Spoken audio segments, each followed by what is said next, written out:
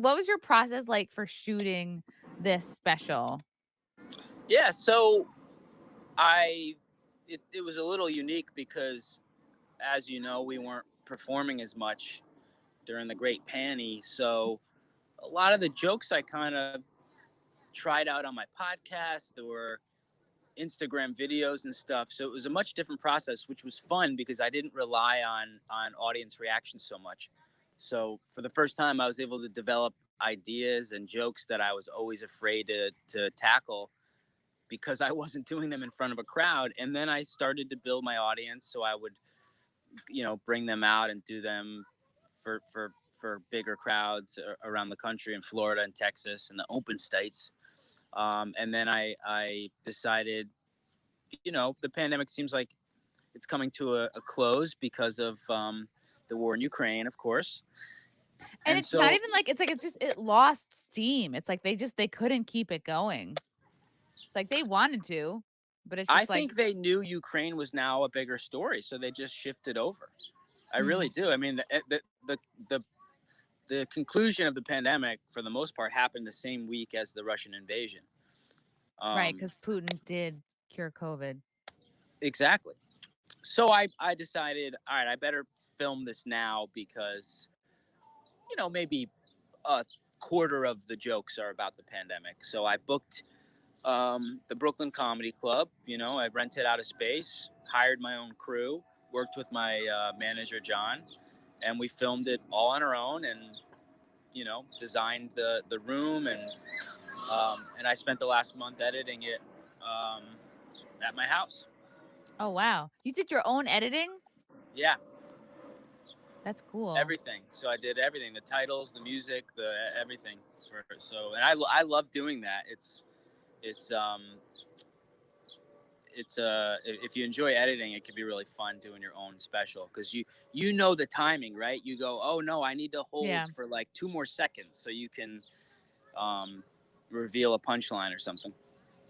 Right, or especially if you're like, "Oh, I remember the laughs on that joke came, like, later than usual," or Yeah, the yeah. And I timing. filmed two. I filmed 2 shows in a row, so this is a mix of 2 shows, Okay. um, made to look like one. Some people will notice like the crowd shifts occasionally. Or you're Uh, slightly more sweaty in some shots, you know? yeah, yeah, yeah. My pants are off in one shot, or yeah, Your bathing suit is more wet in some yeah. Or shots. there's at one point the IRS raids the comedy club, and that you might notice that. I'm in handcuffs for one joke. Oh my god. They just, like, loo like, rooting through your notes, like, "We're looking for documents." Yeah, but I'm really excited.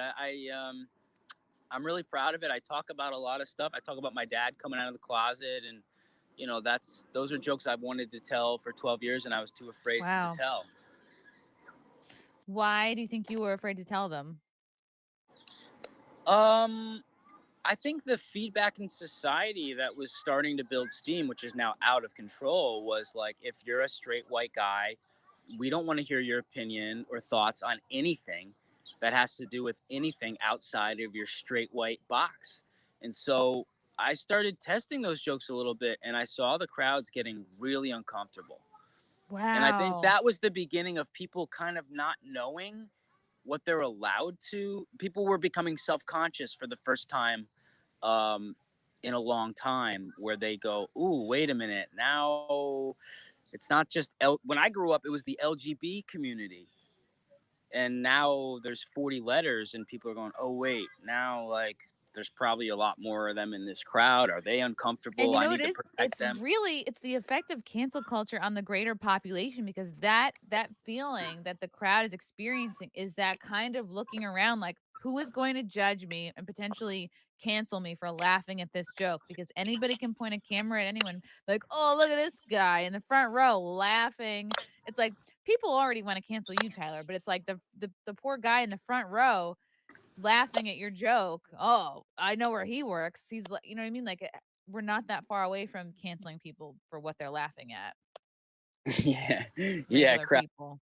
Crowd members are going to be the next ones to go. So, um, yeah. So it was really tough to to do it, and I'm not someone that seeks controversy at all, which is funny because that's the opposite of what a lot of people would think.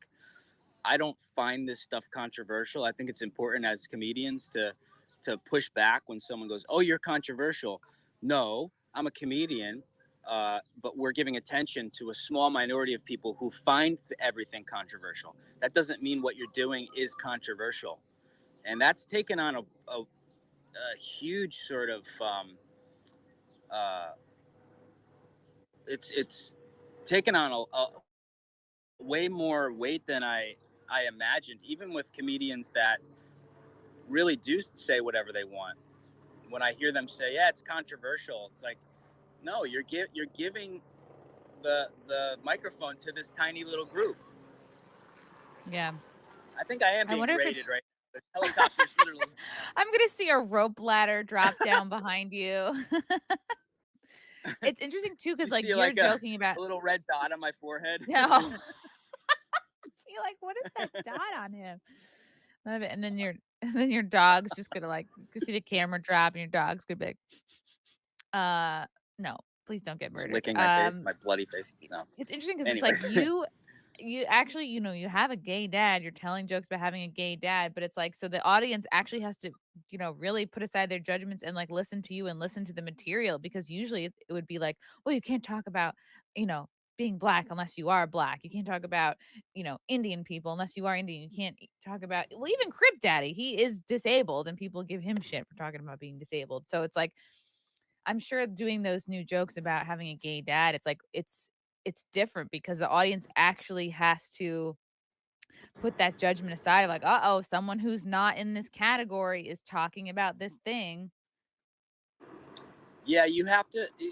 You need an extra pair of balls nowadays because you really are told that being told I'm privileged for the last 20 years when people know nothing about my childhood or uh, my mental health or anything. If I was raped or molested or like anything that can really ruin somebody's life, and I was all of those things. So you have Uh-oh. to you have to rise above that and go, no, I'm going to talk about this thing that was really hard to go through, that is also hilarious, but it can be tough, I think, for old straight whiteys to go, man, yeah, I had a rough go of it as a kid.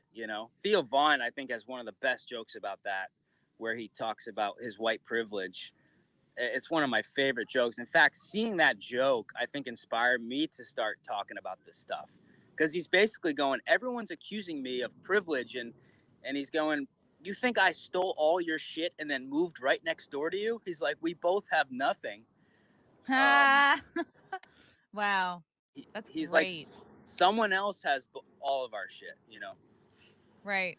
Because it is truly a class issue. That's absolutely a class issue. Yeah, yeah, yeah. People of all different races that are in a lower economical class have far more in common than, we'll say, a poor white guy and a rich white guy. Those two guys can't hang out. Love you guys. Thank you for the chats. Thank you for the comments. I will see you guys tomorrow. Bye. Bye. All right. Love you guys. God, I don't even want to leave. This candle smells so good. I don't want to leave. All right. Love you guys. Talk to you soon. Bye. Love you all. Join the Discord. Feet. Love you all. Wow. You guys are awesome. Come and get it. Bye, guys. Bye. Now I'm really leaving. Love you. Bye.